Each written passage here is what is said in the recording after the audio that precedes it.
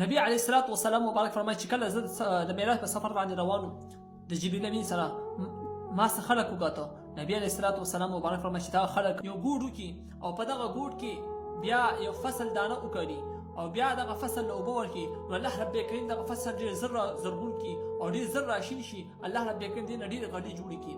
نبی علیه السلام مبارک فرمایي چې ما د جبرئیل امین نه تپوس وکړ چې ای جبرئیل امین دا کوم خلک دي، دا بختور خلک څوک دي؟ امین ته وفرمایي چې الله حبیبه دا هغه خلک دي چې دوی په دنیا کې د الله په لاره کې به خرج کولو، د الله په لاره کې به صدقې کولې، د الله په لاره کې به خپل مال خرج کولو، دغه بهترین خلک دي.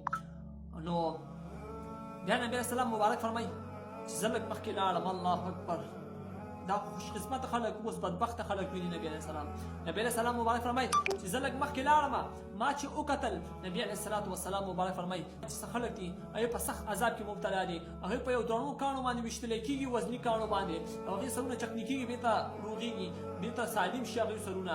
نبی علیه الصلاة والسلام مبارک فرمایي چې ما د جبرئیل امین نه تپوس وکړ ای جبرئیل امین دا کوم خلک دي چې دومره سخت عذاب کې مبتلا دي، دا څوک دي؟